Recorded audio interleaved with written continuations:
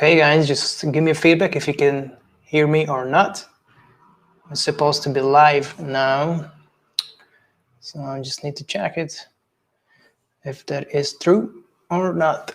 So give me a feedback if you can hear me and you can see me. And yeah, if I got that, we're gonna start the show and then we're gonna wait for my man Gus and my man Charlie to come on. I just don't see it here that I'm live. I am live or not? So I do hear. Okay, thank you very much. Why don't I hear myself? Okay, I've got it. So I do hear. Okay, thank you very much. Okay, cool. So, I'm the guest coach here at traincomplete.com. This is going to be a reopening live stream with my colleagues, Charlie and Gus, who's, if you've been on the channel before, you know they are strength trainers in PureGym Brighton Central. We all work in the same place. And then obviously we have some insights about reopening, what's going to happen, and then how the gym looks like. So in the last 2 days, we were in and tidy up the gym for reopening, which is going to happen on the 12th. So next Monday, 12th of April, we're going to reopen the gym 6 a.m. in the morning. And what's going to happen is everything is going to be the same as the first time we reopened. So if you haven't been there, then check my video. I think it should be the first video if you go on my channel, how the gym looks like, what's the changes, everything is the same. So everyone's 2 meters apart. You have to clean your own equipment after using it. Don't share equipment. You don't have to wear a mask if when you exercise, when you're doing the exercise. If you walk from one station to another, they are advised to put it on, but they cannot force you to wear a mask when you're doing exercise. So so pay attention to that, watch that video and see the restrictions and what you can do, what not. We're gonna have the same around 100 people at the same time. That's the cap, that's the limit in the gym. In here, PureGym Brighton Central, every gym is gonna be a little different because it's by square foot. The bigger the gym, the more people can go. Obviously, the smaller ones, they have less space. So that's about it. I was just thinking if there's gonna be any change. We're gonna have new cleaning stations. It's gonna be like big, huge stations in the middle of the gym. We're gonna have less stations, hopefully making less waste. Because if you see, just during the day, we make like so much rubbish. So we're trying to reduce our waste and paper, and then we're gonna get rid of the wipes, which is really bad for the environment, this plastic wipes. And then we're just gonna have the paper towels. It's gonna be harder to take more paper towels, so it's like a limit per sheet. So hopefully people are gonna stop using that much. I think that's the only difference. We clean the barbells, we clean the dumbbells, all the machines, everything is oiled up. We try to fix all the maintenance and everything, so should be nice and tidy. What else we did? A lot of cleaning, a lot of e-learning. I think that's about it. We have a little bit less stuff. A couple people left, which we're gonna talk about later. It's like the future, the state of fitness.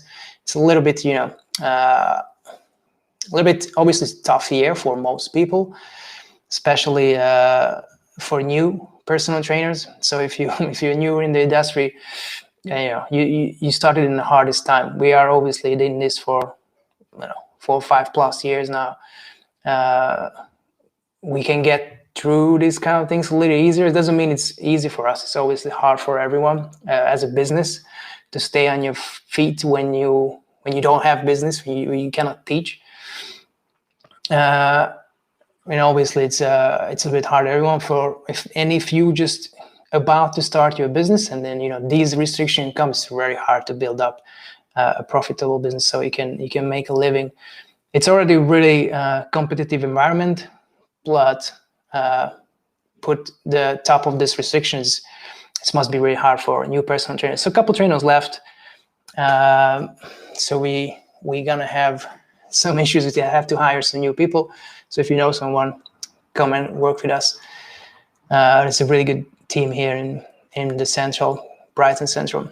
So yeah, we have to work on this, but it's not gonna, we're not gonna have any classes. The earliest the class is coming back is the 17th of May. Obviously, this is a government regulation, so it's not upon us. But the government says you cannot do classes, so we try to reduce the contact between people. So it's a little help for us because we short on staff, so we don't have to teach classes, so we can be on the floor, we can help the members, man the door, things like this. So we try to be top on that. But everything else is the same. So if you've been in the gym, if you've been there since the first lockdown, then everything's pretty much the same. So nothing changed. You don't need a vaccine passport yet, as as far as we know. But we're going to talk about that as well once the guys show up. Actually, let me check on them if they struggle to come in. Okay, nothing in there yet. Facebook, yeah, well, it should be here soon, hopefully. Yeah, so if you have any questions so far, I'm gonna check. Let me see. One of the things that always get kind of horrified about with this, I want to disappoint waste of products, so taking measures. Yeah, so yeah, we're really working on try to reduce, the waste when we make a gym. Is like the amount of shit we throw out last 2 days. You're like, it's a big container. You just throw out everything, cleaned up everything, and if you left anything in your locker, just so you know, I cut the padlocks off and I put it in the bag, so you can look it up. On the first day, I found like a full outfit. I don't know how this guy went home, but it was like 2 walking boots, a jeans, sweater, and like a working like a tag. When you tap on like an access card. I don't know how this guy went home, but maybe in his training clothes. But yeah, it's gonna be on a last property, so come and pick it up. It is vaccine shaming. Yeah.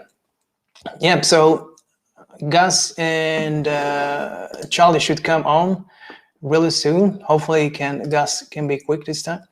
So if we have any questions, put it in here in the comments. So when they're here, we can start with that. We're gonna start with some news and some updates about the gym, and after that, we're gonna take the questions there. And in the meantime, you can check my courses. Probably it's not in the description because I couldn't put it there. Let me check. Yeah, there it is. So it's gonna be in the description. So if you're new into the gym, there is a course for you. It's called Lift Off, where it's a video course for 12 weeks, coming with a 12-week training program to introduce you all to all the gym machines, which you can and you should use to change your body. It's a really long video course. It goes through all the machines which you can have in a gym and teaches you how to use them, and it's give you a plan with the reps and sets and how many you have to do, what weights you have to use. And it's a progressive plan. So every 3-4 weeks is changing, and it's become a little harder, so you can progress harder and teach you how to use the more complex machines. So we start with the basic machines. You go to like a Smith machine, which is like a half free weight, half machine, and then at the end is transitioning you to the free weights. So once you've gone through that course, you can go for, let's say, to the superhuman or something like that. My other courses to level up and teach you some new stuff. If you already been training in a gym for like 6 years, 2 years time, and you feel like you're stuck with your progress, there is a new program. The latest program I created is called the Plateau Breaker, which just helps you break through those plateaus, those strength plateaus, and and help you get stronger if you're stuck on the weights. So it's like deadlift, squat, bench press, things like that. Okay, Gus is here, nice and early. Hey Gus, how you doing, I'm man? early. You're early. Better than Charlie. First time ever, man. Nice. Good to see you. How you doing, man? I'm good. How's everything? Yeah, excited about Monday. Yeah, good. Okay, Charlie's here as well. Nice. Oh, hello. Yeah, hello. How's it going? Man. Charlie was the slowest today, man. When did that ever happen? Yeah. That's what I get never. for playing chess. I was playing chess against my missus and she wouldn't let me stop. So I was just like speed playing chess. Did you beat her? Yeah, I beat everyone. Big brain. I like it. All right, guys. So I was just telling the audience like what we did in the gym. So we did tidy up, clean the barbells, everything, getting ready for the week to come. You want to start with something? Do you want to say something, or shall we just jump into? Oh, just jump in if you want. That's fine. Okay. So I want to start with some news. I'm gonna share the screen if I can. Yeah, and then hopefully you can see this or not. Right, see this? Yeah. Oh, Jesus Christ. Yeah. So PureGym is gonna open 10 new sites next week. So it says like everything is good, and that's gonna be the I don't know, the biggest opening of whatever. And PureGym will open 230 existing sites following 14 weeks of closure due to COVID crisis. And these are the new locations, if you wanna read those two. So if you are in these places and there was no PureGym, now you have it. So I think you have like 240 gyms now. And we are opening with 10 brands new gyms, our biggest weekly expansion. Obviously, it's not a weekly, it's like 4 months closed, but but yeah. What do you think about it, guys? They want to go first or shall I? They're managing to open some places. Say again? They're clearly doing something right if they're managing after the pandemic to open up new places. That's good. More opportunities for people to go to the gym. I know a lot of gyms closed as well, so that's good in that aspect, giving people more places to affordably train. Yeah, it's good for like the average person who just wants to be able to afford going to a gym at any time, 24/7 fitness kind of thing. It is really good for that, and I think that's where PureGym has cornered the market and done it really well, is just being able to provide a service to basically everyone. And when they do say welcome to everybody, or whatever the tagline is, it kind of is like very few people can't afford 25 quid a month. It does, however, mean, I think, on the other negative side of that is that a lot of the smaller gyms, a lot of the kind of more niche style gyms, they are definitely getting kind of fucked up a bit by this, because they're kind of, you can't really compete with those kind of prices of sort of £25 a month. So like if you really have to believe in your product if you're a small gym and you're charging more. You have to be basically saying, I'm charging 100 quid or whatever a month, but what you're getting with that is a lot more involvement from the part of coaches, PTs, better equipment, maybe something along those lines. But you have to be providing that kind of support or alternative in order to survive, I think, against people like PureGym. Yeah, definitely. Like you can read a lot of accusations and like a lot of bigger gyms, buying up smaller gym chains. Like there's one here where let me pull up this. This gym which opens up on Churchill or like Western Road. Oh, Energy. Yeah, I pronounce that Energy Fitness. I don't know why it's spelled Energy like it's French. Yeah. Maybe. Is it French? Yeah, well, I don't know. But this brand is bought up the franchise, secured the franchise, energy, whatever, fitness, last June, and it's just like they bought a lot of other gyms. So the current portfolio includes boutique operators like, I don't know these guys, like Two Sage, Hits Concept, Tayard. Is it French as well? I don't know. And Surely that's a spell error, and they mean the yard. If it's Tay Yard as in T yard, I mean, what the fuck does that have to do with gyms? But anyway, I don't know. Yeah, but the company signed master franchise with Road Hill October. So I think last year 75 to develop 75 energy fitness and Tayard. So this could be.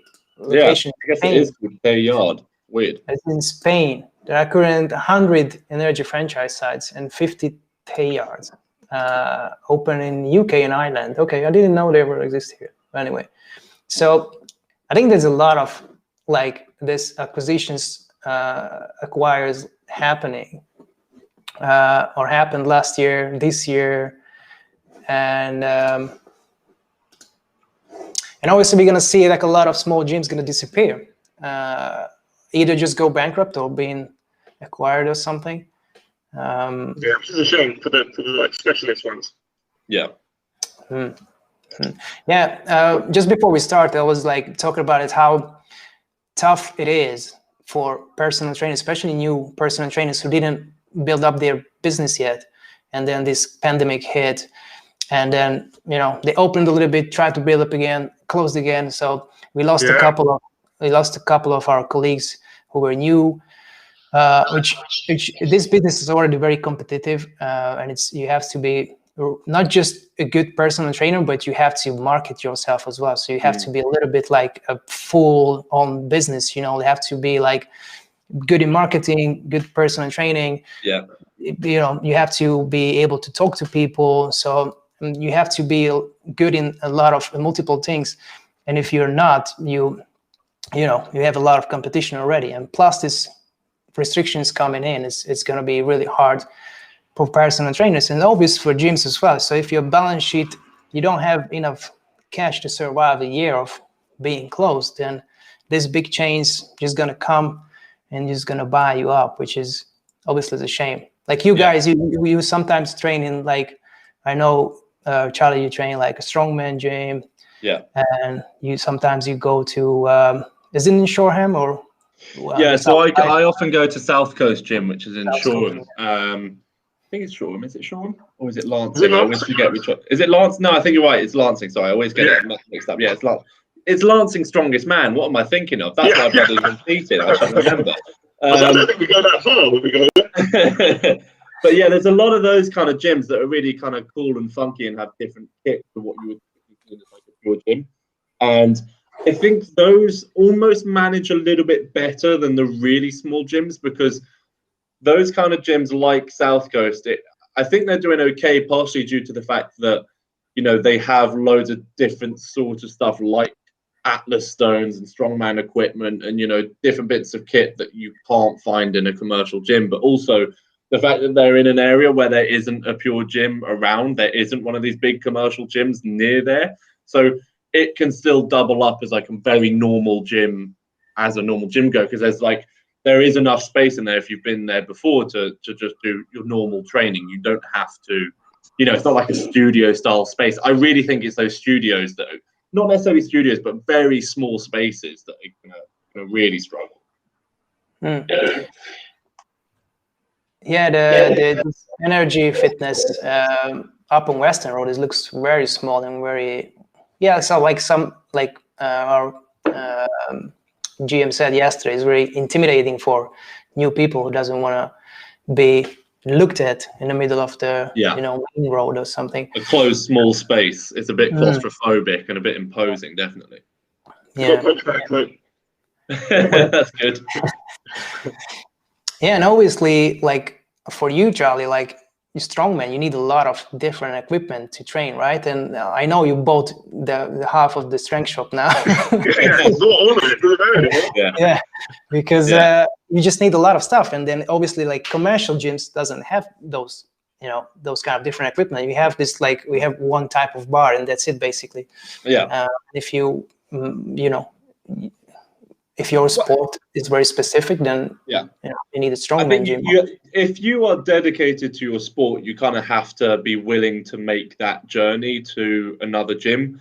Like, I personally would be making the journey every week to South Coast Gym. I was making the trip to South Coast Gym every week, which is not a huge trip, but, you know, it's like a 15-minute cycle ride to get the train, to then go to the other side and then cycle the other side. You know, all round, it's about an hour and a half, hour 45 minutes of travel to get to and from this gym on a weekly basis. But that's because, you know, I had no kit, strongman kit whatsoever, and I had to do it there. But like, if you're able to get some strongman kit and you're able to keep it in your gym, then that already makes it a lot easier and not necessarily have to travel a ways to go there. Because like, personally, like, I definitely don't have to go to South Coast Gym half as much as I would before, now that I've got, you know, 100 kilo sandbag and an axle bar and a deadlift bar and, you know, a log and SSB and all this kind of stuff, like all this kit that we now have. It means I don't necessarily have to do those trips quite as much. But there are definitely, like, Atlas stones, it's like you can't have that in a pure gym. There's no way that I can keep that in a pure gym. So I will still have to make the trip. Yeah, I guess like sleds as well is hard to come by, because even in the gym, you're gonna, you know, like scratch the floor or something. It doesn't even have you and I have both been pushing for having a sled in Pure Gym. Just like having a strip of turf in that studio would be amazing, because our studio is really huge. So like, if we had a strip of turf, like if I could choose between getting my clients to, you know, get on a sled and either push pull or whatever, rather than getting them on a cross trainer or on a treadmill, I'd rather do that a lot, unless they're literally competing in bodybuilding or whatever, and they have to get in, you know, an amount of steps on the stepper. I'd rather get them onto a sled. It's going to be way more interesting and more fun. Yeah, more functional as well. Like, I mean, usually what I do is the dead mill, you know, switch off the treadmill and then like push it. So kind of that's the fucks them up apparently. So like, it's frowned upon to do that. Like, apparently you shouldn't do that to treadmill. So especially when you're 115 kilos, I think if me and Gus did that a couple of times, it would start really messing it up. Just be like, I'm just checking if it works. What's that? Just be like, I'm just checking if it works. Yep, it spins around. Yeah, it's working for a while. Yeah, like, I mean, like half of them is already closed down. So.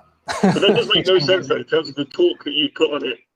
You generating, because you imagine you can go up to what, level 18 on a treadmill.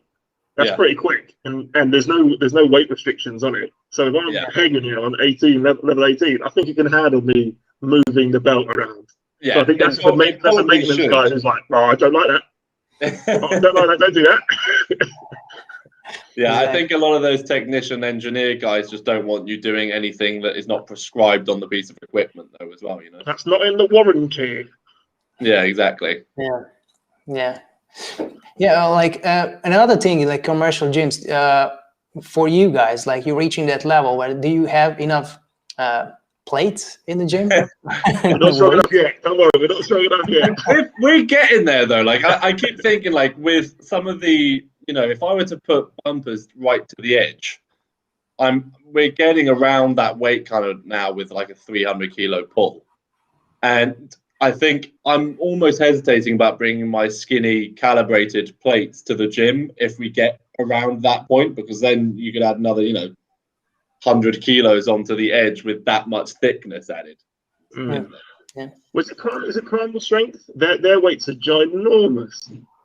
Yeah, well, I've got some primal strength ones here, and they are very thick. Yeah, I mean, you can look like you're lifting 20 kilos, and it'd be like 180. Yeah, you can make a bar look really badass with very little weight. 200 kilos is now the entire bar. Yeah, you got 3 10s, and each 10 is about that thick. It's just like, looks massive. But if you put that online, people are like, "Wow, he's so this guy is strong." Just don't put how much weight it is, and then you're not being disingenuous. Yeah, I remember like Yeah. One day we were like joking around, and we went to the plated machines, and I remember Gus like maxing out like all the machines. You don't even really use machines anymore, right? Like really rarely see. Not the ones we have, because they often restrict range of motion. I mean, look at our shoulder press. Like if you're over 5'11", you can't extend your arms. Yeah. Exactly. Yeah, exactly. It's definitely tough to use those pieces of kit, but like I know that's partially due to the fact that PureGym, I think, have some kind of deal that they signed with Matrix. Yeah. In order to do all of that, order all that kit from them. But if you look at some of the stuff like, God, I'm forgetting all of the bloody names now. They're hammer strength.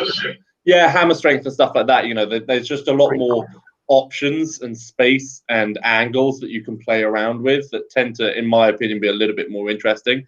Like if there were more plate loaded pieces of equipment, I would rather use those over just the typical pin loaded equipment. I prefer a plate that, like, a chest press or whatever, or even a shoulder press or a row or a pull or a lat pull down plated. Often, if you've ever tried them, like those plated pull downs or whatever can feel fucking amazing.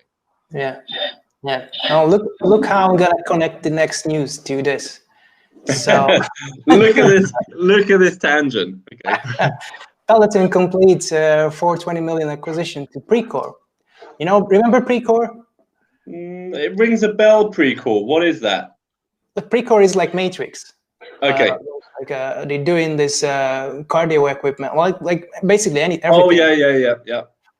So I think they used to have Precor in maybe not in the gym, but like what was it before, LA Fitness or something. But anyway, Precor was big before. I think they went close to bankrupt or something, and then Peloton bought them up now. So Peloton, like they do this like home class. They have like a indoor bike, like doing these spinning classes, but now they have a treadmill as well. And so what they want to do is use this. They want to move into gyms, I guess, and they want to do their own software on this big, the screens on gym machines, or they want to have like some kind of smart training equipment in gyms. Like I don't know what, like kind of like I'm imagining like the functional trainer with monitors or something, so it teaches people how to use it. That's what I can imagine. But or even just the fact that like Peloton has basically, you can either with the Peloton assist in a class whereby you're watching someone doing the exercises and you're assisting. I believe with Peloton you can also just put your own thing on there as well. So like if you want to watch something or whatever, I think you can like stream it onto the screen. And there's a lot of like cardio equipment where you can do that now, where it's just a screen that you can like play stuff off of. And that's, I mean, that would quite possibly be an option that they have as well, is to just use it as a streaming service. Yeah. Well, what do you think? How would it be successful? Like, obviously we teach like people how to use free weights. Like, I'm not really like, a big fan of like, I don't know how people buy a $2,000, $4,000 pound treadmill inside their house. Someone's shouting at them how to do stuff, which you can do freely on YouTube. You have like, it's not a personalized workout. It looks customized, but it's not.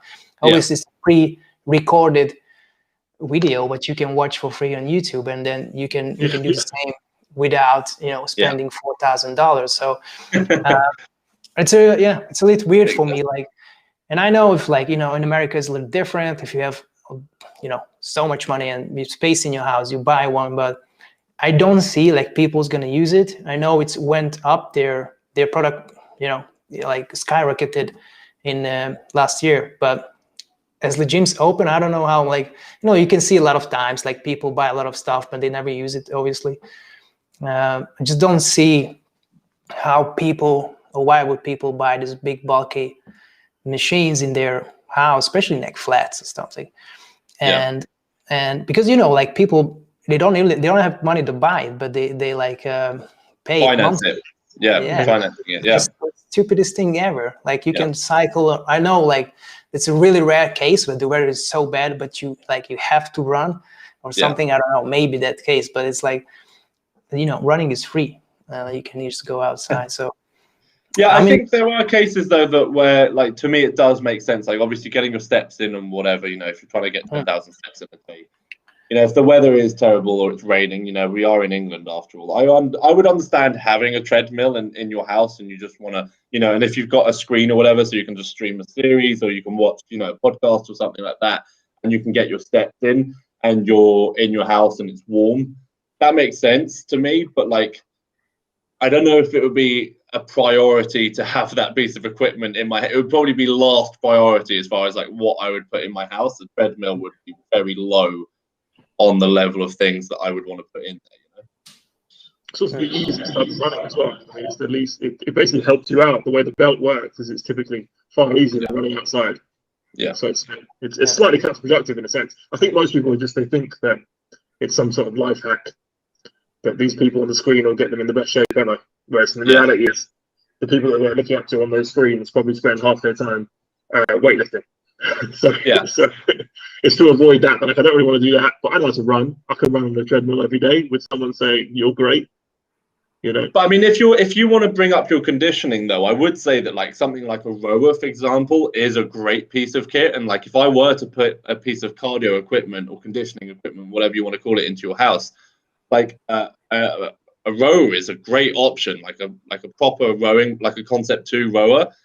Like if you look at Matt Fraser, who was recently on the Joe Rogan podcast, he was talking about, I think Joe Rogan was asking him what sort of kit do you use for conditioning? Are you doing like all this crazy stuff? And Matt Fraser, who's now like 5 times world's fittest man from the CrossFit Games, was just like, no, I just basically do loads of rower. I was just like, I'm just going to get really good at rowing, because like you can get insane conditioning from just like pumping the hell out of a row. And if your goal, I mean, obviously we're a little bit biased towards free weight because we're always like get stronger, get bigger, whatever, or even just get leaner.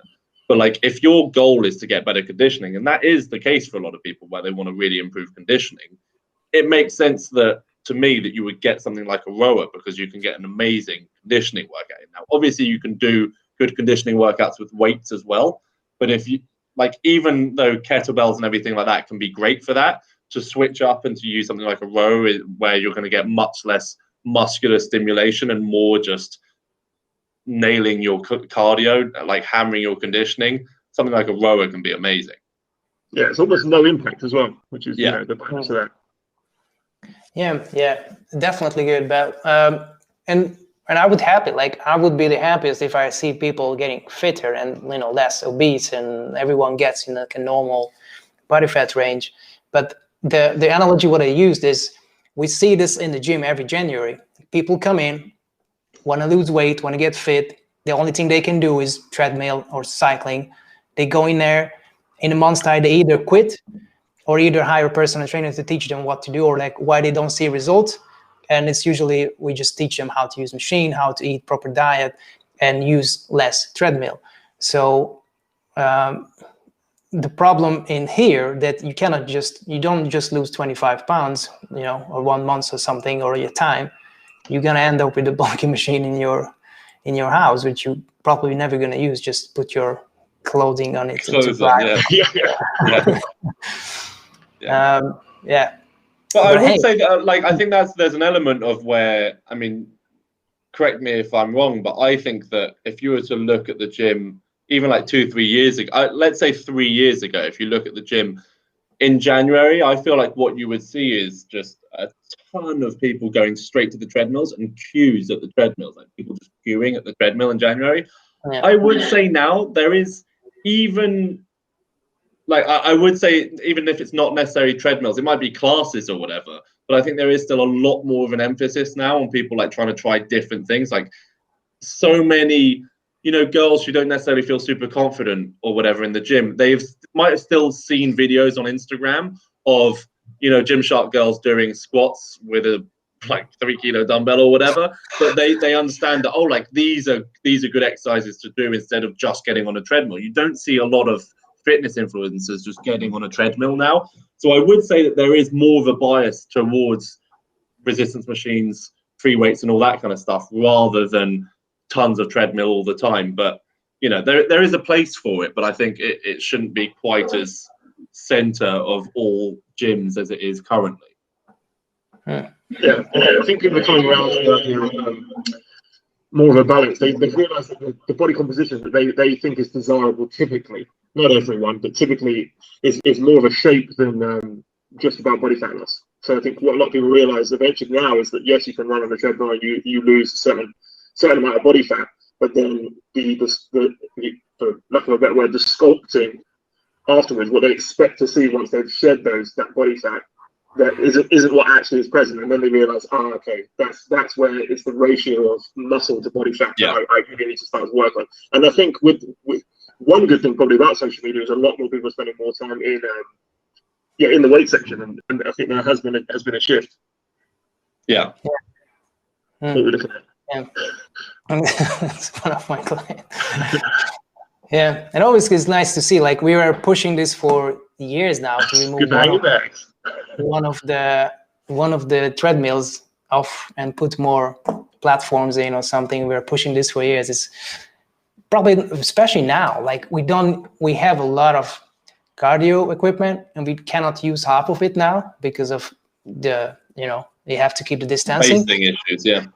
Yeah, and then we could would be so nice just get rid of them and then space up and either just space out the gym or just get new platforms or something, just 2 barbells. We don't even have, whatever. Even if just you can use the barbell on the floor, then even it's better than. Well, at one point we didn't even have platform. I don't think we had any There was a point at which a few years ago we didn't have any platforms. Like when I think back to it, I'm like, how the fuck did we manage without any platforms? And now we have 2, and you still have people queuing. So it would definitely be good. I think we had 2 racks, 1 bench. Yeah, 2 squat racks, 1 bench. We now have 3 racks, 2 benches, 2 platforms, which is vastly superior.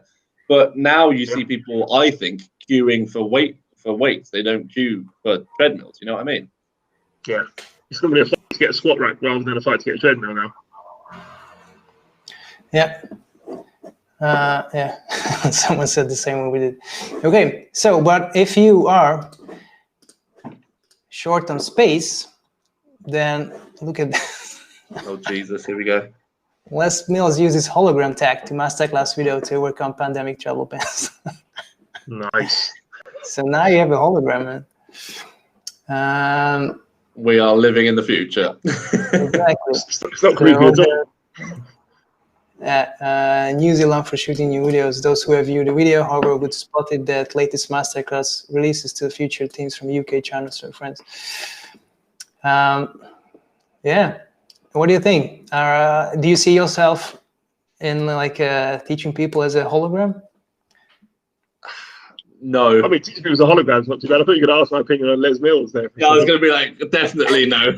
yeah. We don't typically teach you the best way, but a hologram, I mean, it's an interesting concept. I've struggled with the Zoom sessions, like the Zoom PT sessions. I've done a few of them, and I just felt like, I mean, if you guys know, you guys know me quite well. I'm someone who likes to communicate quite visually, the way that I talk and everything, and especially when I'm demonstrating things or trying to explain things, I like to show, if I'm showing someone how to bench, I like to show that retraction, depression of the scapula, whatever, I'm trying to actually get them to visualize what I'm doing so that they can understand it better when they're then doing it. And I think that, with the Zoom classes or PT sessions or whatever, it was a lot more difficult to do because we're talking like this, like it just feels like more of a conversation when actually I need you to do stuff. You know what I mean? Like I need to be able to put you into a position and you do that. And it's kind of a little bit awkward over the screen to do that, I find. So, I mean, if the hologram would be an alternative whereby you can make it feels more real, I guess why not? I mean, but also just do it in person. Just meet the person. Why are we doing holograms? Just see them. Yeah. Well, maybe if it's not there or moved out or something or pandemic or whatever. If you if you can set up something like this, like a streaming platform, and you have your own gym or a squat rack, and teach people, you can still do it. You would do them for the gym. You not train for them. You showing them, right? So you not necessarily have to you don't have to do the work for them. But if you make this up and have this squat rack here, I can demonstrate how to squat. They can do the same. I can adjust them. Obviously, it's much harder through the camera.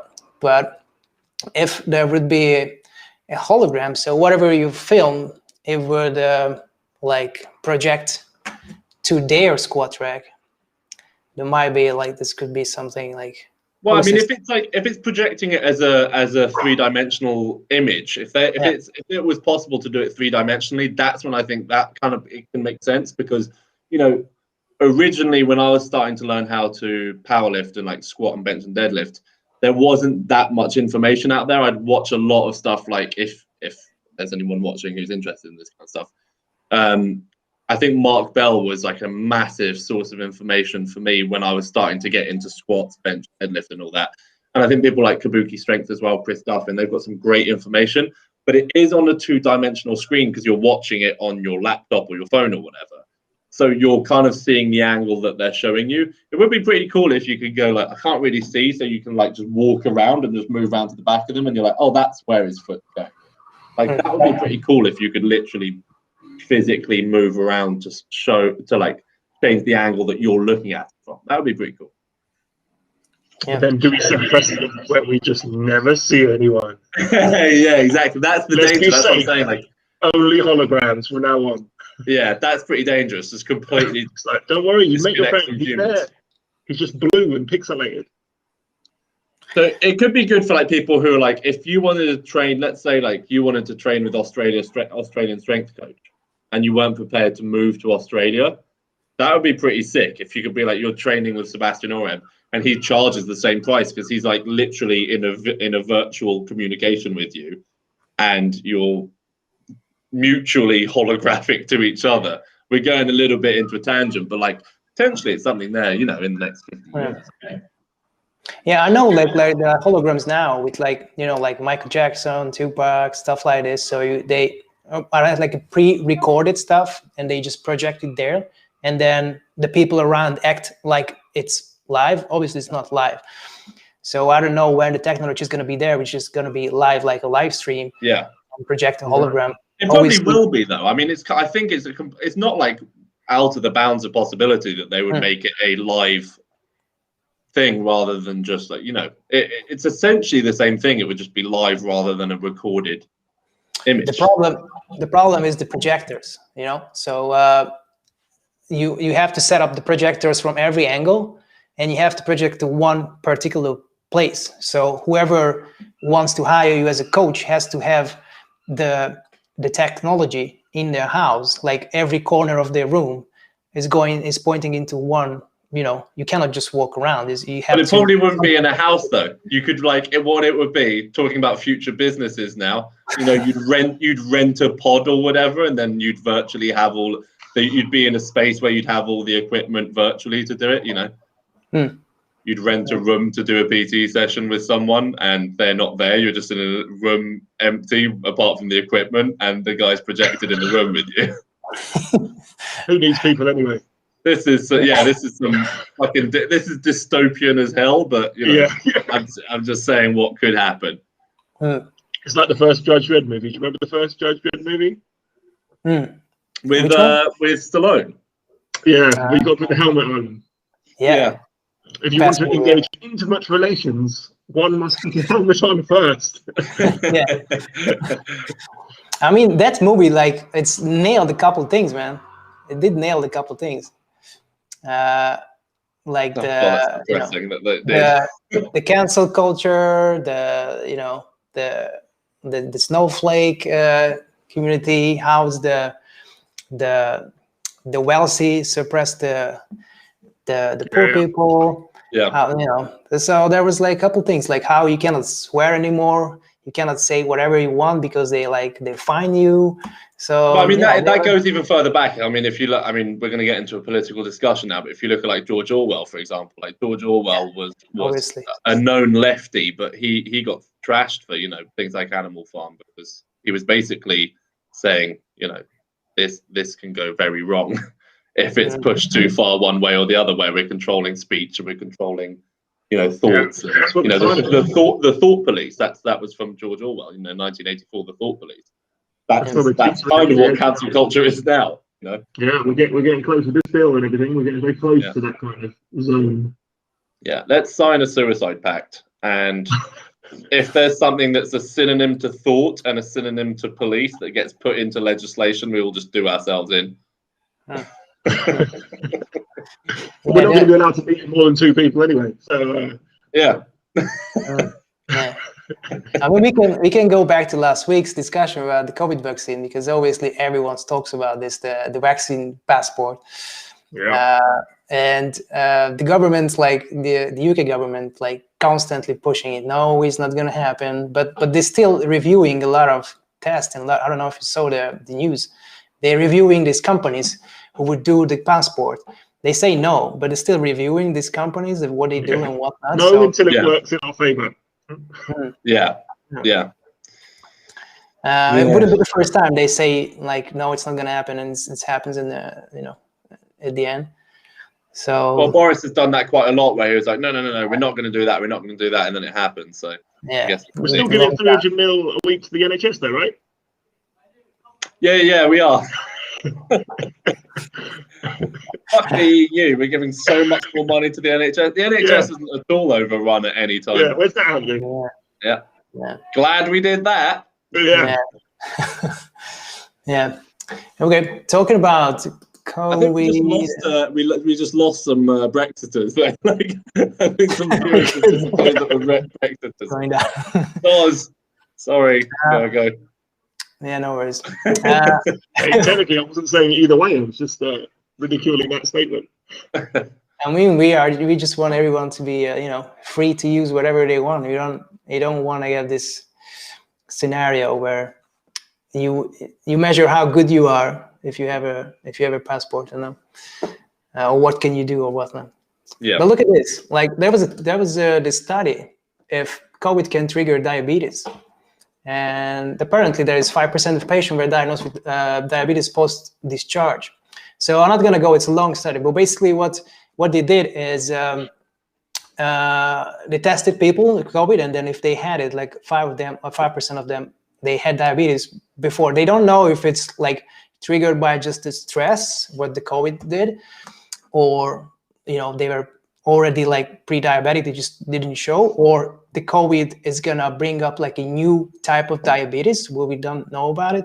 Oh, but it could be like a really interesting. So this professor says we don't know yet the magnitude of the new onset diabetes in COVID-19, and if it persists or resolve after the infection, and if so, whether or not the COVID increases the risk of future diabetes. So I think it sounds a little bit like scaremongering to me. Like, what is the most likely situation? The most likely situation is people are already probably a bit overweight because they've been locked down for a while. They might be in the beginning stages of, being pre-diabetic. They then get a disease that keeps them off their feet, ill and unmoving. They then eat too much because they're not moving, and then they get type 2 diabetes. Like that to me is probably the most, like, my brain immediately goes, well, that makes sense why that would happen. I might be wrong. I mean, obviously, maybe there's another form of diabetes being developed because of COVID-19. But like that just seems logical to me, that people don't move. They're already pre-diabetic, get sick, move even less, get fatter, diabetic. Boom. It might be the classic case of correlation, and they're using it as causation. Yeah. We don't know, but that's, they've used those kind of tactics beforehand. Remember, all fit people that goes to gym are super spreaders. Yeah. So all gym goers cough into your mouth and all have COVID. The fitter you are, the further you transmit it. But pubs are fine, remember. Because Boris will be going for beer the day it opens. Boris will be going for beer the day pubs open, remember, because that's the important thing to do. Yeah. That would be like my next question. Like, that we have this. Whether he's joking or not, the prime minister said the first thing he's going to do is have a beer and go to the pub. Like, the two things possible here: either he's an alcoholic and he really wants to drink and then he likes to do it. I'm sure he's got access to alcohol. And then, in that case, I'm sure he can get drunk, whatever. Don't have to wait the pub to reopen. If not, then he just want to look like, a people's person. Yeah, he wants to look like an everyman. Yeah, and then like, ooh, I'm gonna be there. That's just like you. But why the pub? Why can't I choose the gym or restaurant or something like neutral where it's not harmful? Like if that's the thing you want to show to your country to get, I don't know, alcohol. Well, it's very unfortunate, but the British people love alcohol. I think if you look at like our a lot of other countries take the piss out of us because the fact that we literally go to other countries and get absolutely wankered. And like that is, I think it's an issue. Like I think it's genuinely a national issue that we celebrate alcoholism, or at least binge drinking to this extent, whereby the Prime Minister thinks that it's appropriate to think that he's associating with his population by telling them that his first priority is to go for a drink. Like, is that really what we want to be perceived as people that just need alcohol and need to go out and get plastered with your mates? Is that like the first thing you have to do? Yeah, he's trying to make it that he's suffering too, in a sense, and he's trying to ingratiate himself to the people to avoid criticism. It's just a tactic, really. Yeah, it is. But how sad that that's the tactic he has to resort to. That's what I'm saying. Like either way, he's alcoholic or he's just faking it. But both ways, he shows that that's what everyone is waiting for, and that's the first thing you have to reopen after the. So what kind of sentiment, what kind of trend is this? Well, what does it shows of a leader of a country if that's what you have to say in order to please people, or or release stress or whatever? There's so many things you could do. Like he could say like, oh, I'm gonna play football or whatever, play with my mates or whatever. You don't have to get in a pub straight. Or even just something like, I'm gonna go for a meal at a restaurant. I'm gonna go and sit outside at a restaurant. Neutral. See my parents. It doesn't resonate as much with the British people, I'm sure, unfortunately. It's just not as cool, in his opinion. Yeah, but don't you see this as a problem? That it's definitely a problem. Yeah. It's something he's got such little knowledge of fitness. I mean, last time he was giving advice of don't eat cheese and chocolate and stop eating those carb things, and you'll be fine. Yeah. Just not too much cheese and chocolate, and then you'll never be fat again. It's like, no. Yeah, and he closed down all forms of outside exercise, and then in between hired a personal trainer and was like, it's really important. And he was like, close it all down again. Yeah. Really important. I lost lots of weight with my personal trainer, but also don't train with a personal trainer and stay inside. Those bars outside, I'm going to lock them away. Yeah. It was pretty sad to see like they took off the rings from the basketball court to avoid playing on the court, and then next day, the next 4 months, roller skaters, millions of them. Same amount of people. They just roller skating, not playing basketball. Okay. Speaking of addiction, cheese and chocolate, did you guys build up or create a new addiction during the lockdown? Like you see, like I don't know. I see like I using my phone way more than I used to. Sure. And when like even when we go back to the gym or something, like I had this need of like checking on my phone, whatever, and then like I shouldn't because like I had things to do otherwise. But there's something I realize on myself. Like I use my phone. And one of my clients like developed like a fucking thumb. Like carpet tunnel, kind of like carpet tunnel, RSI, like wrap around his thumb because he was used not to use the phone on the other hand, and he was like huge palm muscles. Yeah. Did you guys have noticed something you built up? Like it could be like I don't know, food or anything else, or addiction, gaming, or. I was gonna say gaming actually. Yeah, I think that like I spent way less time before this last year gaming and being on my phone. I'd say I look at a screen a lot more now.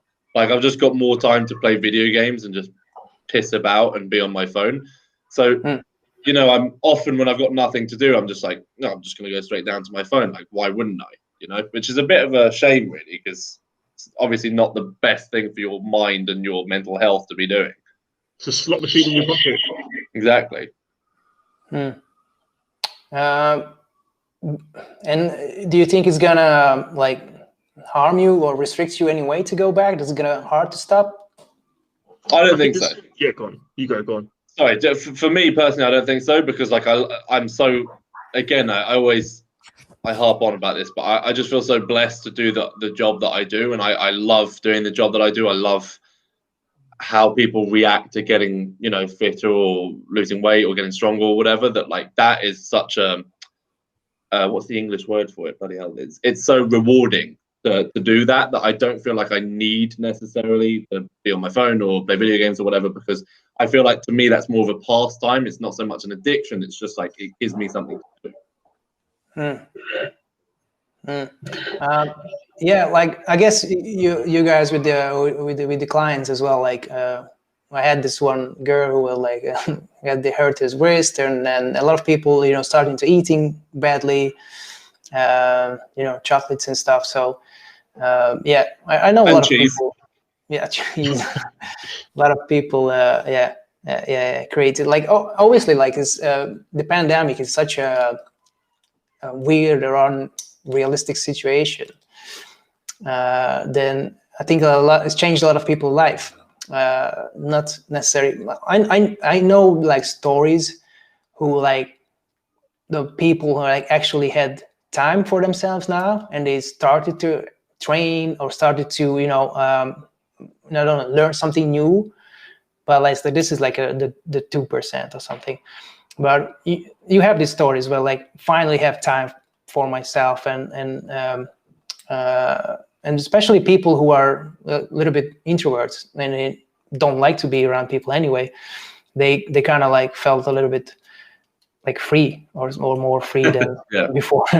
So there are a couple stories I heard that like finally I had time to learn Spanish or start running or stuff like this.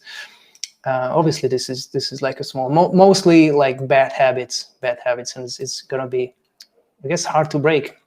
But that's why I like to tell people to start training, because if you go to the gym like every day at 6 a.m., it doesn't really matter what you do as long as you wake up, have a good pre-workout food, like, you know, like an oat or something, oatmeal, banana or whatever, before you go to gym, like 2 hours and hours before you're gonna go to, so you have one good meal in you already. Because if you eat shit, you're not gonna perform, you know, in the gym. And then you go to the gym, you have whatever workout, you work for your health, your muscle, your strength, whatever.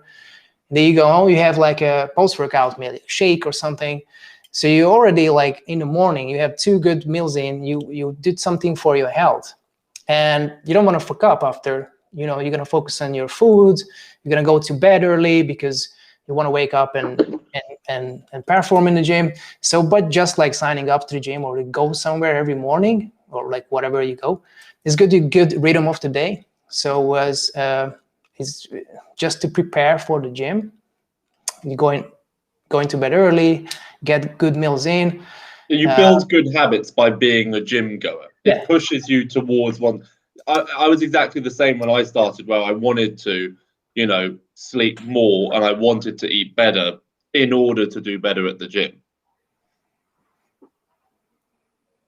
Yeah. If you want to go through some comments here, we got some funny comments there. If you want to read it, in the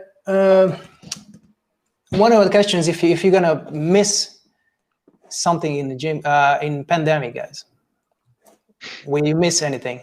Not since the first lockdown had a sort of novelty to it in the summer. That was quite nice, but I think that was really the fact that I just discovered a new sort of form of exercise. But as this one has dragged on and on and on, there's that looming sense of a loss of freedom and like a fight to go back to, you know, some sort of normality, which seems to be like a dirty word now. But yeah, it's almost like we were talking about your phone and gaming and things like that. It's almost like those kind of things fill the void. For instance, like our passion is training, and then there's that hole there, so you spend more time on these sort of like technology devices, and that's not a healthy shift. Yeah, Yeah, I know you did a lot of like outdoor ring work. You gonna still incorporate? I know you did like in the gym after when you went to you brought your rings into the gym and you did it a lot. I guess it's not exactly the same, but did you enjoy training outside more than indoor? In the sun, yes, but when it's cold, it's absolutely miserable. Always. And you're about 50% weaker, so you're trying to work on something, and it's just the risk of injury is way higher.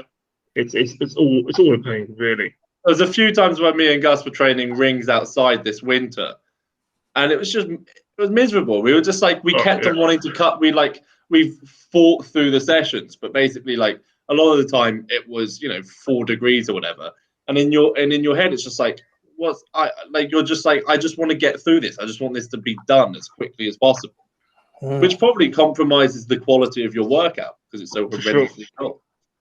Yeah. Charlie, you gonna miss something? No. Yeah, deadlifting in the disabled parking lot. No, I think like it just showed me kind of what I was able to, if I was able to survive without proper training, basically mentally. And I think I have. Like I'm fine, so to speak. But that's a massive part of my life, training, the gym, the community within the gym as well. Like I view you guys and everyone else at the gym as as sort of a second family of sorts. Like because I have my actual family, I have my actual girlfriend, whatever, that obviously I'm really close to and I love them, whatever. But this whole other side to me that is like a large percentage of my life is training. And not just training, but the whole life around training and having that passion around it.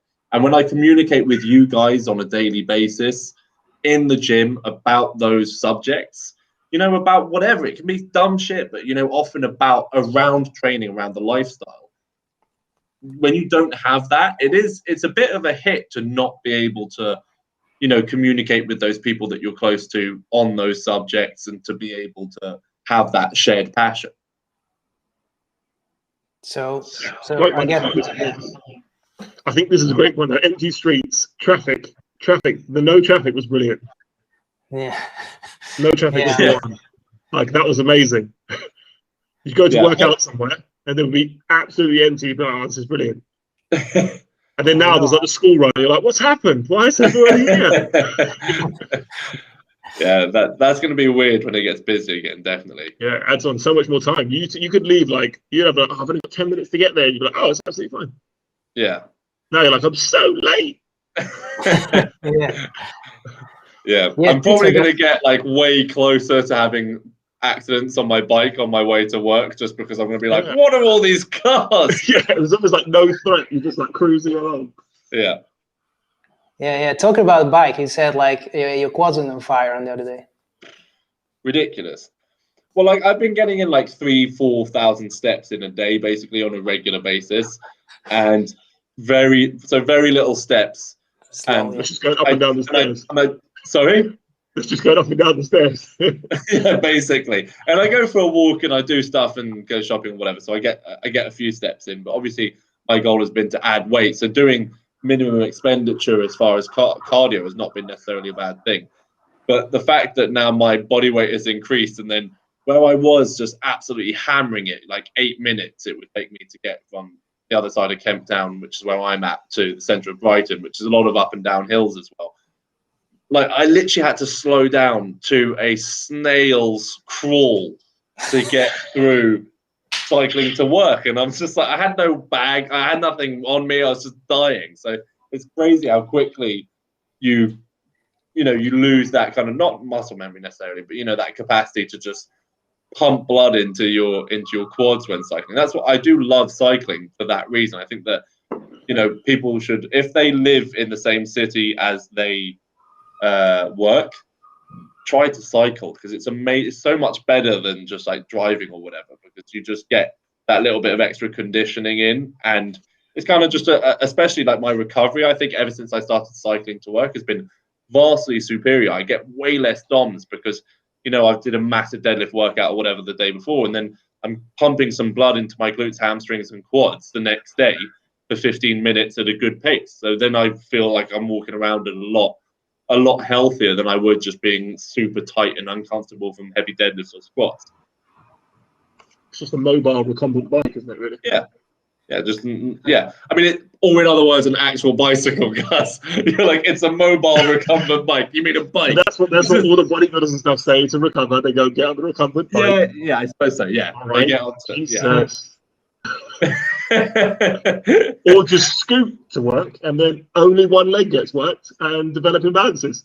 Or yeah, don't do what Gus does and have one of those scooters where I mean it's okay for the majority of people, but Gus looks like, you know when you see like clowns getting out of the clown car? Gus is kind of a version of that on the scooter because he's so ridiculously big and he has his big floppy hair in the wind and he looks like a bloody samurai.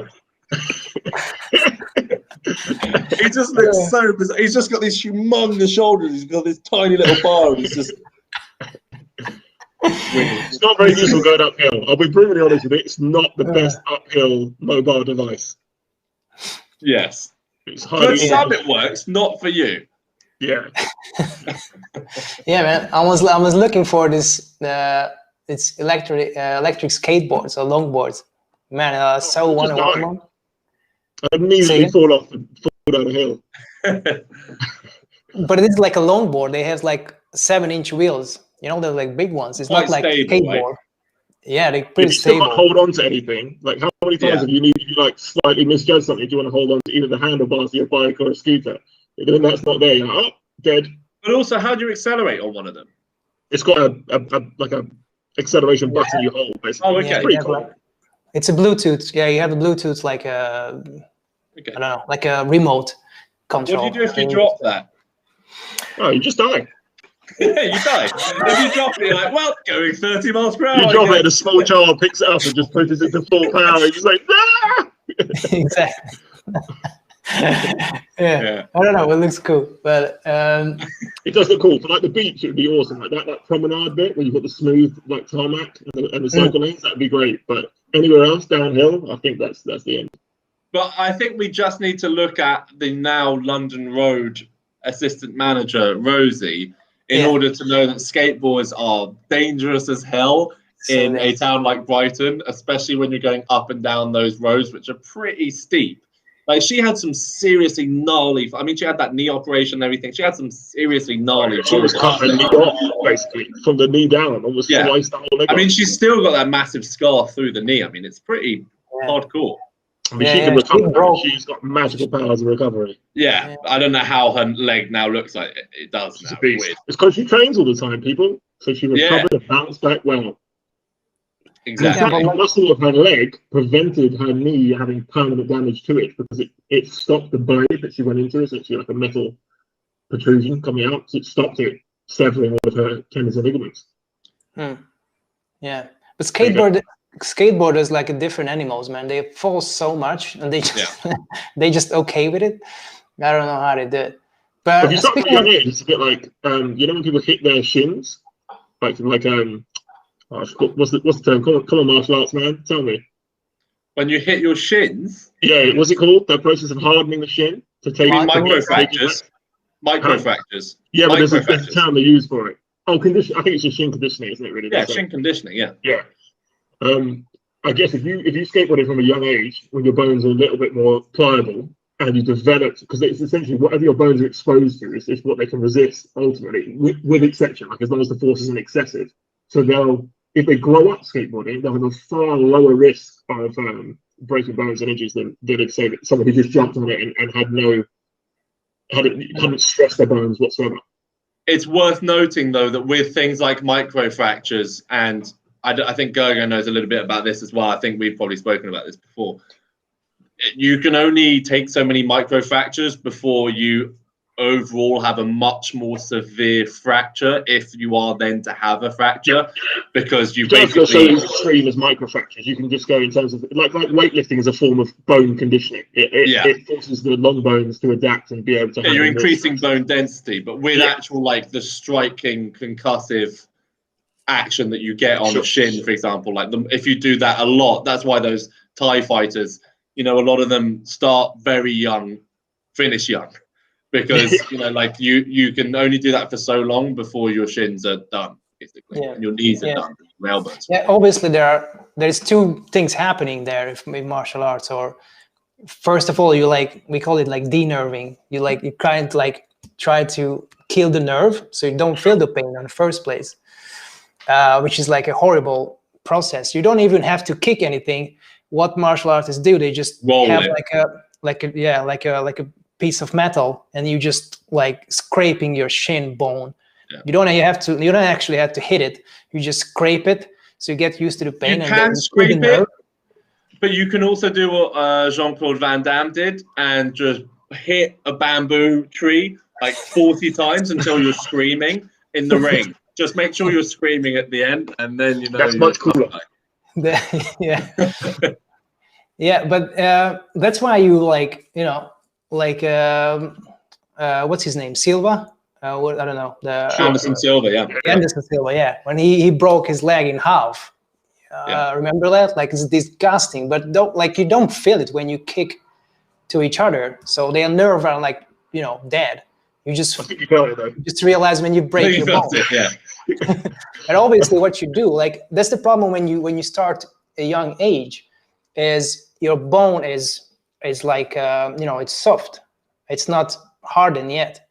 And then what's happening when you do boxing or whatever, you basically do this micro tear, and then like your bone looks like this, right? So you have like your ulnar bone, like your forearm bone. So it looks like this and long. So there's a hollow.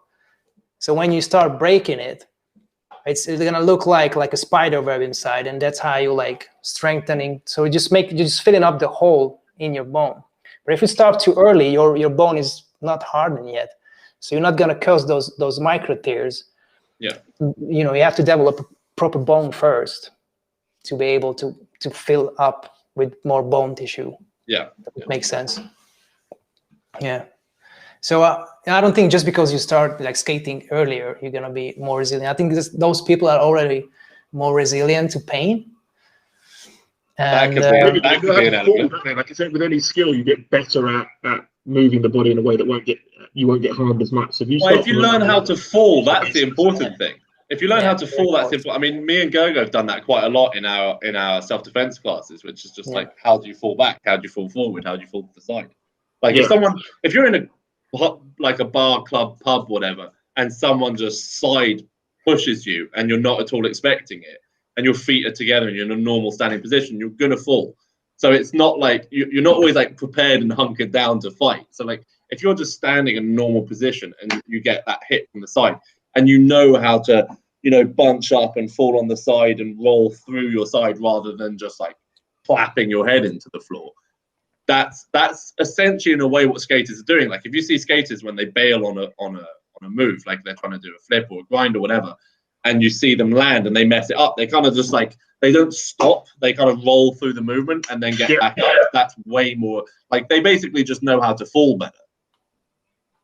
And they typically have a bit of muscle mass than people who are completely inactive. So skaters tend to be quite active people. So they're normally involved in other forms of sports as well.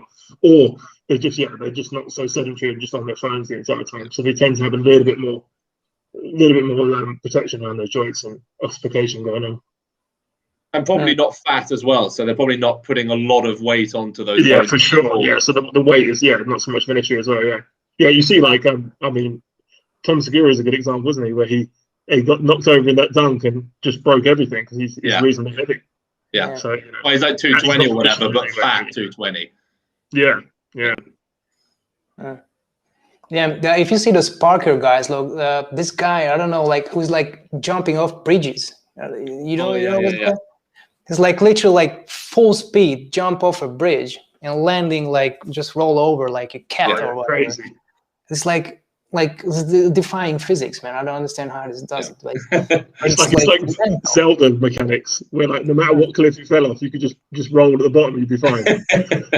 Yeah, but you know what can be there was a lot of studies on this. They were testing athletes, top level, high level athlete, Olympic level athletes, and their muscle contraction are kind of the same. So when they run, when they test them in electrodes, so they can test the muscle contraction, let's say on a hamstring, is the same speed, but the relaxation is much faster on elite level athletes. So even an average Joe can have the same amount of contraction or same speed of contraction on the muscle, but the relaxation, so when you run, you know, your hamstrings fire and relax when you touch the floor. So, but the relaxation is much faster than elite athletes. And this could be the one thing where they can fall easier, because if you stiff and you fall, you're gonna hurt the joint. But if you can relax faster, you just like kind of like fluid. It's like when you're drunk and you have a car crash. Oh yeah, there you go. There you go. Great minds think alike.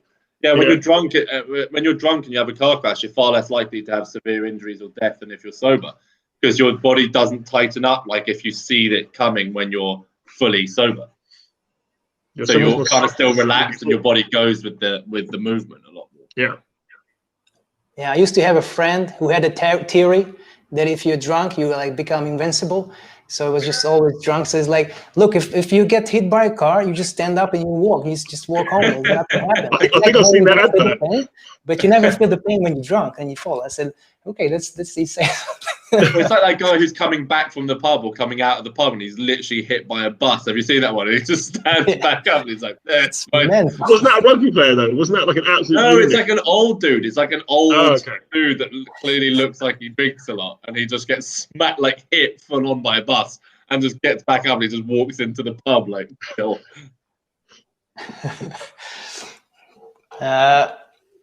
So yeah, where were we? Like, yeah, Charlie's gonna bike. You're gonna scooter, right, Gus? Yep. You still got scooter in. Yeah, that's one thing I really I want to bring up.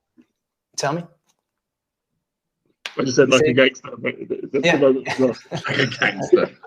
Nothing about that is gangster. Anyway. Yeah, I really want to bring up my conditioning as well. Like, I was like testing the treadmills like another day, and I was like, and the cross trainers, you know, like when you switch on and off. Man, I get tired of that. I just have to like do that for like 10 seconds to switch off, test if it's working or not. Man, my conditioning sucks, man. So I guess for like everyone, the first thing, like even if you train with weights, you know, if you don't, you know, use it, you lose it. If you don't go upstairs, you don't do 10,000 steps, or you don't, even if you don't do supersets, you just do straight sets with big brace, your conditioning is gonna suffer. And as Charlie says, like just by sitting on a bike, this helps you recover much better. So I usually just walk. So I'll just start to climb, just do some 10 minutes walking. But the body is very good at adapting as well. So it is worth bearing in mind, you know, people who think, oh, you know, if you don't use it, you lose it kind of thing. It's like, yeah, that's true. But also you can get it back quite quickly as well. The body's very good at getting back to where it was.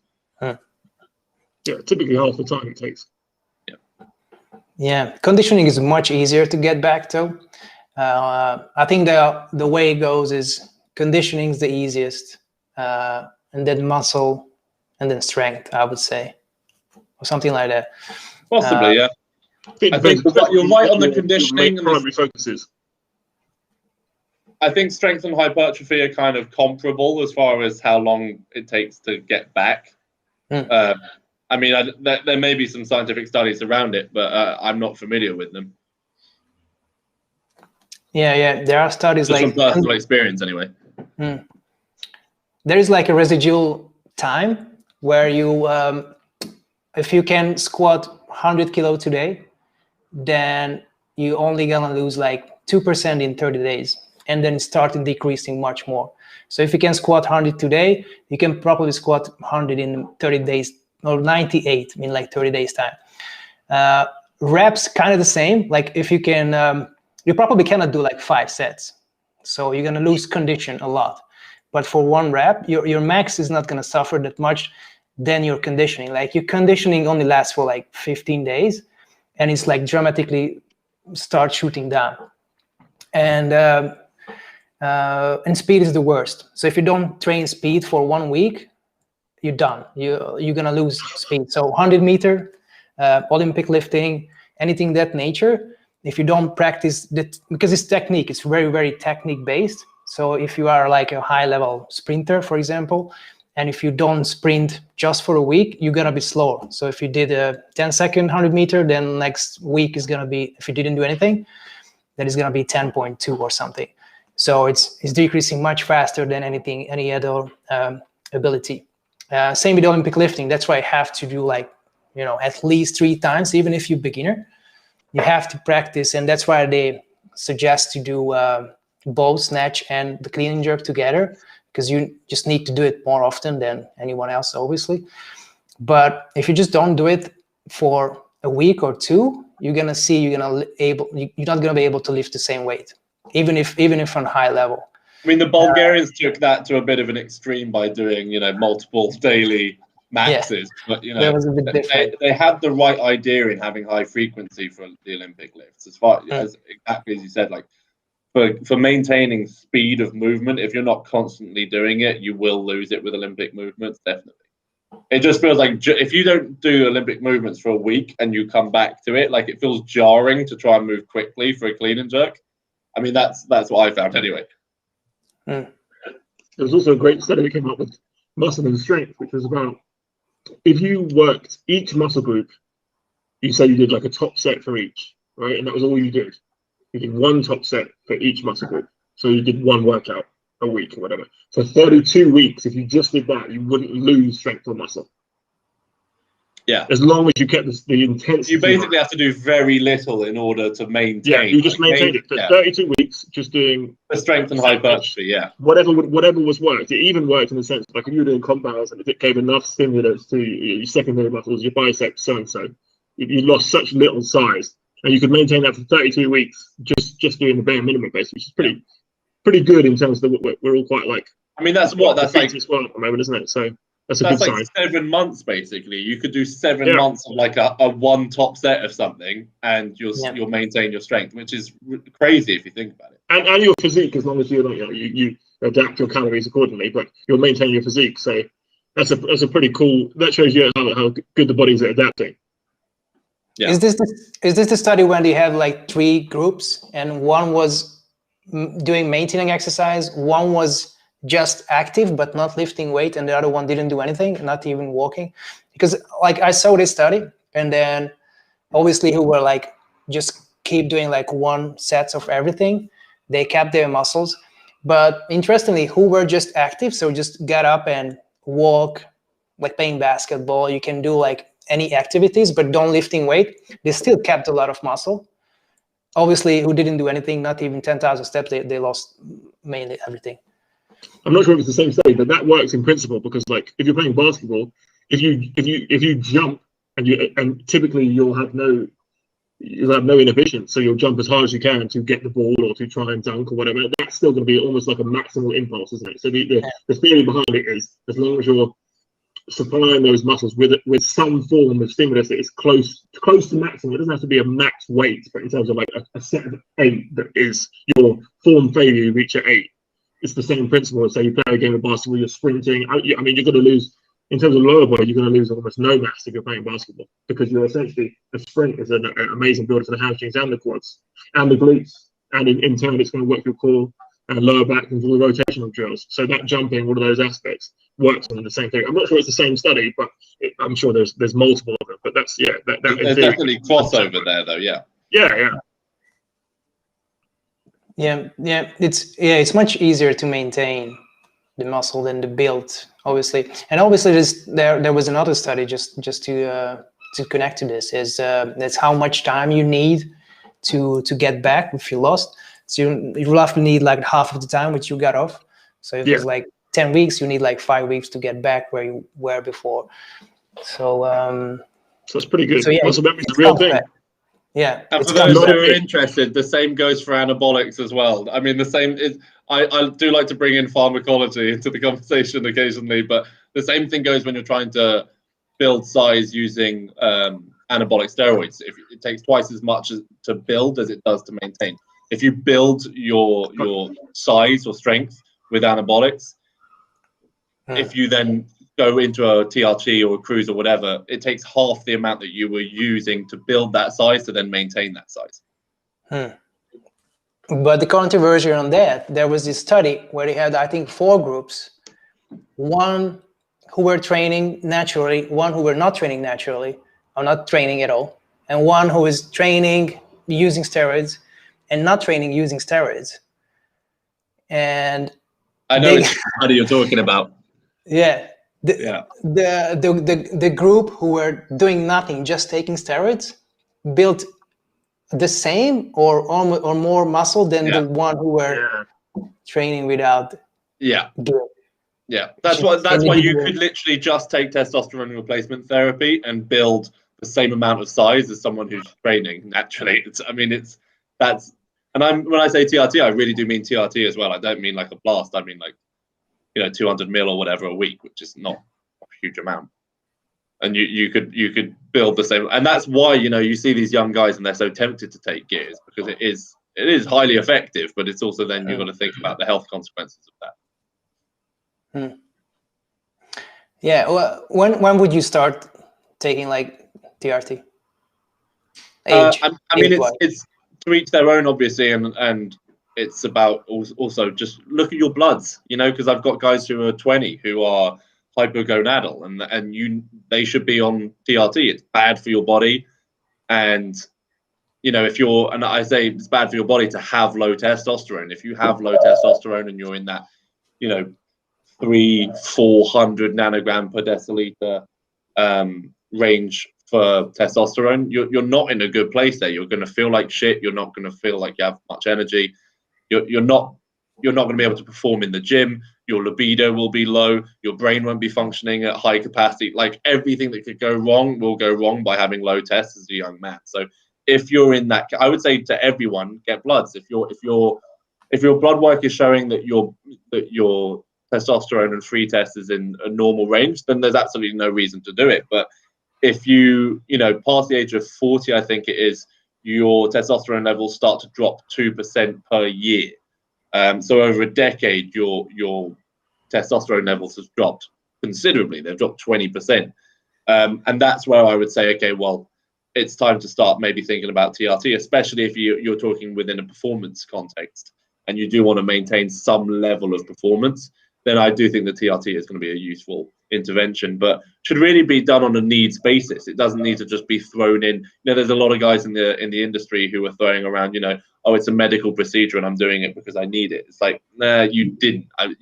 Probably what you did was you did a SARM cycle to tank your testosterone levels. And then you could go do your bloods and prove that your test was low and then take TRT to then punch it back up. So, there are a lot of guys in the industry who do that sort of thing to get around not taking TRT, or being able to take TRT and then claim natty or whatever. And it's like, well, you're not. You're still on an exogenous form of steroids. Yeah, but whatever age you need it is really the case. Yeah, it's an interesting idea with that study that shows that people who just took TRT built the same amount of muscle. But do you know what people they were testing? Were these like trained athletes, or were these new to resistance training? Yeah, say again. That'd be interesting. Were they new to training? You all know the guys that have taken loads of performance enhancing drugs, and you couldn't tell. And they're not strong. They're not athletic. They haven't got. It's not. So there must be some sort of specifics in that study, because you see people that take it irresponsibly, and you don't walk in and go like, oh my god, look, they've transformed, and they're not the same size. I think they were untrained. I think if I remember, I think they're untrained. Yeah. So to a degree, it would help you build a certain amount of muscle. A bit like like the cows we see now, like the bulls and stuff like that, kind of in a sense. But it's not going to. It will improve your performance on sort of a layman's term, but in terms of weight training and proprioception, you can't really substitute those. So for all the people listening to that being like, yes, I'm just going to take that and I'm going to get ginormous. Typically, a lot of the people say, like, you will know someone on steroids that you couldn't even tell, like, in terms of the fact that they don't look like this Adonis. And then you will see someone who's natural who looks like they are, who isn't. And it's a dangerous study, that one, because we've already got people looking for the easiest route possible. They hear that and they go, boom. There you go. I'll just do that. and I think also, I said this before. I think I said it on Alexander Wren's podcast. Like, I think it really depends on your goals.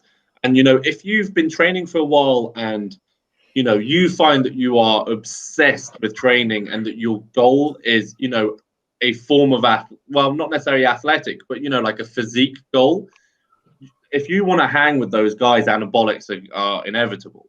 So, you know, like I use the example of Josh Bridgman. He was very honest and, you know, showed, in fact, and filmed his first, him injecting testosterone for the first time, doing his first cycle and everything, was very open about it. But that's because he had this goal of becoming an IFBB pro, and he had not necessarily exhausted, but definitely had pushed his natural capacity to a huge extent and looked amazing naturally, like really great genetics, really pushed himself, and was like, but still not hanging, you know, like he just couldn't hang with that top level. And to get that pro card, he needed to take AAS. We've already got the best genetics, you've got to get that. Exactly. So in those cases, like, I understand it, but like those guys who are 18 getting into the gym, they've only been training for a year, couple years even. Like, what are you doing? Get everything dialed in. If your goal is just like, I want to get big and strong, just like eat, get your food right, get your training right, get your recovery right, and see how much you can do, and you'll be able to do way more than you think that you can. And at least see how far you want to see how far you can go naturally, because you've got to remember that any increase in size will put more strain on your body overall. Yeah, whether that be weight or whether that be on your heart. Now, and if people start taking anabolics or PEDs early and they don't take it in a sort of structured formulated way, you'll get things like what they call it, cardiomegaly and things like that. It's dangerous to just jump straight in. And like if you blow up in a crazy quick and you're suddenly 20-30 kilos heavier, there's going to be some serious repercussions with that in terms of your body being able to handle that sudden change. And also, you got to think about, I would say probably the biggest thing as well as PCTs that you've got to really take into account here. And a lot of people don't PCT properly after a cycle. And there are a lot of guys I know of who have not PCT'd properly and then have had all the consequences of that, of either, you know, high estrogen side effects such as gynecomastia, increased breast tissue, things like that, which are really embarrassing for guys. You know, like your goal was to get big and strong and you didn't PCT properly and your estrogen went through the roof, you felt like shit, and then you grew fucking breast tissue on your right nipple or whatever. Exactly. That's a nightmare situation. I mean, obviously there are things that you can do. You can take things like arimistane, Nolvadex, tamoxifen, things like that. There are products that you can take that are going to reduce your estrogen side effects and to even specifically decrease that breast tissue, whatever. But there are so many other side effects that can go along with that as well, not just gyno. There's lots of things that can go wrong. So if you're not going into a steroid cycle with understanding of your current blood work as well as your objective and also the goal of what you're going to do after that cycle, then there's no point in doing it. You should have fully prepared everything. Your blood's pre-cycle, post-cycle, anything that could control the side effects you should have purchased before the cycle. You know, all these things need to be taken into account. Don't just buy D-Bol, don't just buy Anavar and then just be like, done, sorted, or just whatever, even a SARM like Osterine or whatever. Don't just take Osterine and then just be like, I'm good. It's like, no, you have to have everything ready in case something goes wrong on that cycle. Things can go wrong. Yeah, you've got to be super diligent because of all those potential issues that come in. It's a commitment, which is what people don't realize. It's a commitment to, you know, a relationship with chemistry that you need to be knowledgeable on and be, in some cases, committed for life to do that. And a lot of people, you know, it's like a bit like everyone wants a dog at Christmas, you know. Everyone wants to be jacked for summer, and then suddenly, like you said, they don't go their PCTs and all that kind of stuff. It's a cycle of you want it now, and that normally shows like a lack of commitment. It's the person who wants to get the quickest probably isn't the most committed to that journey. Yeah, and these young guys, they like, if for example, if you want to jump on like TRT, you need to know like you cannot just stop that. You know, you have to. That's for the rest of your life. So you have to inject it. Otherwise, you're testing. Well, I mean, that just to be clear, I mean, there are ways then of getting back off TRT, but like if you've been doing TRT for several years, you know, it's difficult. You can take things like HCG and Clomid and Nova and things like that. Those are you know, Clomid, for example, is to get your spermatogenesis kicked back up again, things like that. You're basically communicating with your pituitary gland in order to get your body to start producing testosterone again. Those are products that are necessary for your body to go, oh shit, I need to start making testosterone again. So there are ways to get back to it. So it's not to completely demonize steroids, but it is difficult, and you will probably lose a lot of the gains that you made by coming off and becoming natural again. You might maintain a lot of it if you continue to train and eat well and everything, but you might, you're probably going to lose some of that size. You most certainly will lose some of that size. Yes, what I meant is just like a really big commitment, which you might not want to take when you're 18 or 20. If you're 40, 50, 60, 80, 80, 70, 89 years old, like, then do it. Like, you want to live like, you want to live like a weak 80 years old, you want to feel like 50, 40 in your 80s, and potentially lose 2 years of your life. Like, like, who cares? And obviously you can make a decision, but when you are 18 or 20, taking these commitments is, and always just mentally, when you go on a cycle and feel like Superman, stop it, just to deal with that mental, break on your mind that you cannot do the same as you did last week, when you like every week is just PR, for example, and then just being a normal human after that and getting weaker. It's just even hard for naturals who have injured or something and cannot do the same. But when you are like supernatural, going back to natural, it must be very, very hard mentally. Yeah, it can take the enjoyment out of the whole thing. You might be a passion of yours, and then you completely desensitized to it. You're also sort of in love with the idea of a super physiological version of yourself, which isn't actually you. So that brings things like anxiety and depression and all that kind of stuff with it, because the thing you see in the mirror that you admire so much isn't actually, you're not actually seeing what you are capable of, in a sense. It's like if you take me and Charlie as an example, like we're 115, 120 kilos. Yeah, I mean, you're trimming down now, but that's pretty damn heavy, right? So if you then got us on super physiologicals of performance enhancing drugs, right, we're gonna go up to what, 130, 135 maybe over a period of time. Yeah, that's going to lead to, that's a huge amount of strain on our body.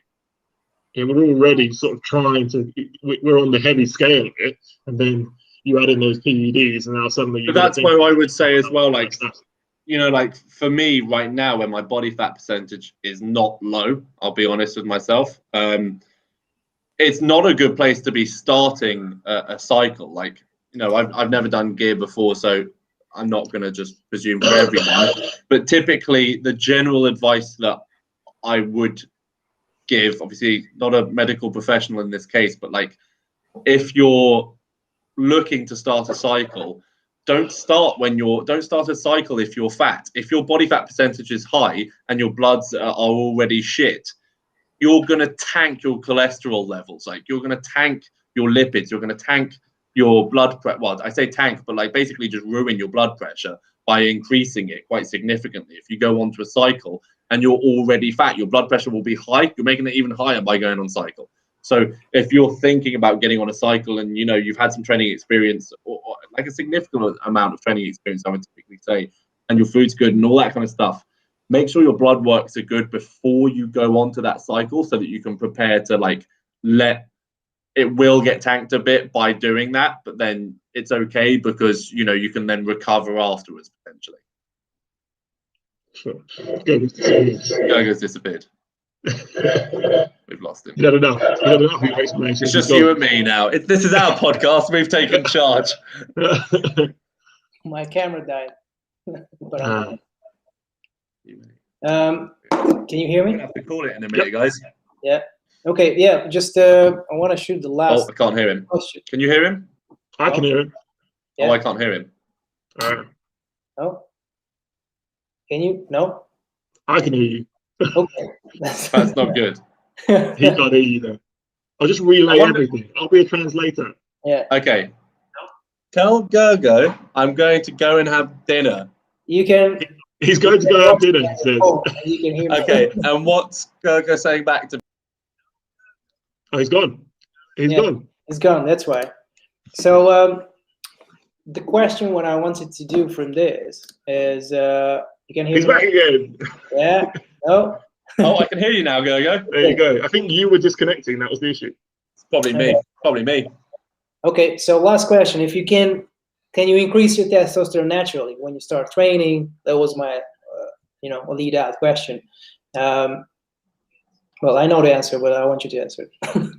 You can increase your testosterone by are you there, Gus? You're like a fucking turtle. I thought Gus was stuck and he's just like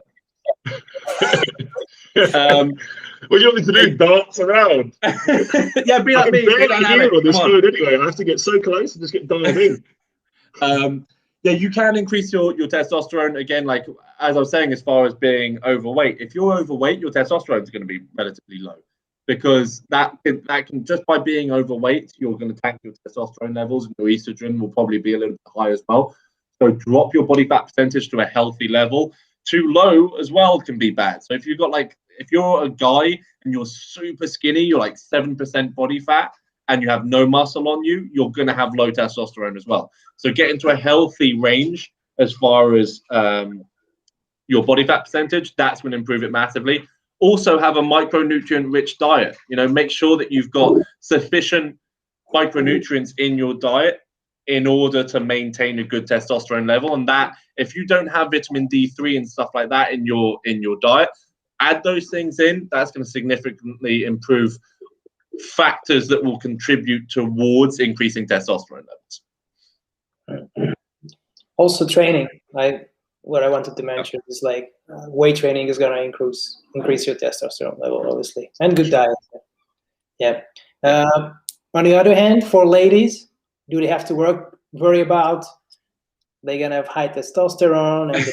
And No, absolutely not. No. Now, the only way that you can worry about high testosterone as a woman is if you're going to introduce high levels, well, even just levels of anabolics. If you bring in anabolic steroids into the equation, then that can be an issue. Now, obviously, for women as well, if we talk about an unequal ratio of testosterone to estrogen, if that ratio is off a little bit, then maybe that could be an issue, but that's really going to be a health issue. It's not going to be anything to do with the gym, really. That's going to be down to some kind of health condition that could cause an imbalance between estrogen to testosterone for women. But typically for women, you're going to have that much higher estrogen to testosterone level, and that's going to be fine. There's absolutely no reason to worry about that. Okay, Gus, anything to add? No. Perfect. All right, then tell me where. It beautifully. Yeah, I like this one. Okay, tell me where people can find you, Gus, first, and then Gus Awesome Fitness on Instagram. Technically TikTok, but I've got about 3 videos on there. How does it go? You like TikTok? I don't know how I feel about any social media, really. I think it's a means to an end. Man of few words, but again, correct. Charlie? Yeah, so CJP strength training. So yeah, again, you can have a look at my website. You can go onto Instagram, same thing on TikTok as well. My last TikTok video went viral, so enjoy that if you want to have a look at the idiocy that people have. And I heard they have a horrible form on the bench press. Yeah, I've got terrible form, and I'm endangering everyone around me by bench pressing. Apparently, so if you want to see how educated the general population is around bench pressing, go have a look at my TikTok. Yeah, remember, never push yourself to be successful. Yeah, always stay safe. Okay, kids out there, never try hard because someone might feel bad about it. Okay, and that's how we stay happy. And with holograms, okay, that's the takeaway from this. Holograms are not trying hard. Okay. Yeah, that's a great closing message. Thank you, guys. If you can make 3 plates, you're a plague on this land. Okay, you arrogant person. Oh, fuck. Stop poisoning the mind of our children with success. Very well put. Yeah. Okay, great final words. Okay, guys, I'll see you next week, and then we see everyone at gym next week. We open 12th of April, Monday, PureGym Brighton Central. I guess everyone's taking clients, so if you want to see us, want to train with us, come there. You can see us on our website, Instagram. I'm going to link it in the description, or just come up in the gym and talk to us, and we walk you through whatever you need. Anything else, guys? All good. Thank you very much, mate. Thank you Have a for good evening. coming. Cheers. See you next time. Bye.